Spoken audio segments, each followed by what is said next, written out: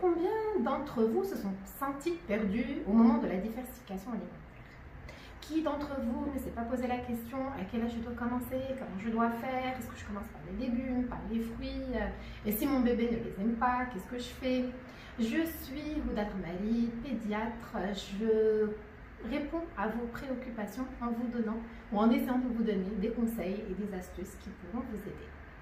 Alors pour la diversification alimentaire, effectivement, ça pourrait être une étape stressante pour certains parents, surtout quand il s'agit d'une première fois. Alors plusieurs messages que je reçois concernent et qui concernent la diversification comportent des questions comme est-ce que je peux avoir un menu type, est-ce que je peux commencer à donner des dates, est-ce que je peux commencer à 4 mois. En réalité, je vais vous donner 4 petits conseils qui vont vous permettre de voir un petit peu plus clair. La première des choses, c'est que l'âge pour commencer la diversification alimentaire dépend de plusieurs paramètres, notamment l'histoire clinique de votre bébé, la présence ou non d'allergies, qu'elles soient personnelles, qu'elles soient familiales, que la croissance aussi de bébé en dépend.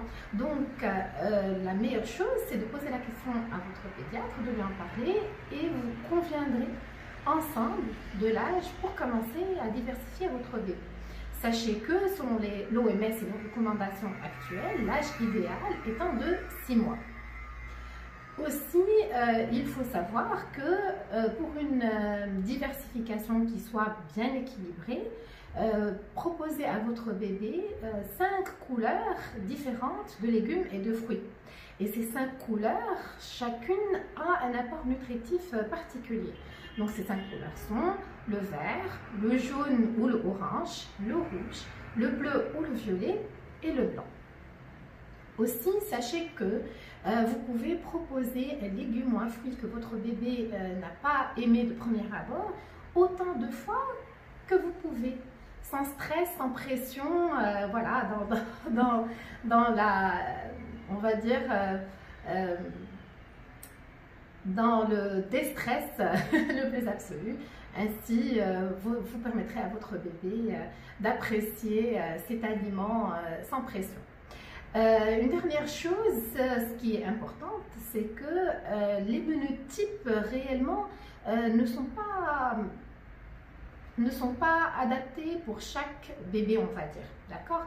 Alors, il n'y a pas de menu type selon moi. La meilleure chose à faire pour convenir d'un menu pour votre enfant, c'est de prévoir une consultation spécialisée avec le pédiatre pour qu'il puisse établir avec vous une alimentation qui soit la mieux adaptée à votre bébé selon plusieurs paramètres, selon vos habitudes alimentaires notamment. Donc, et quand vous prévoyez cette consultation, prévoyez aussi de poser par écrit vos questions. Prenez un papier, un stylo et écrivez tout ce qui vous passe par la tête sur ce papier-là.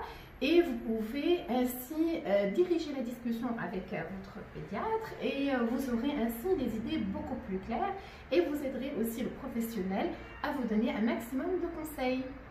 Voilà, je sais que l'étape de la diversification peut être stressante pour pas mal de parents, surtout que une diversification ratée peut retentir sur la croissance de bébé, mais elle peut retentir aussi sur le moral des mamans surtout.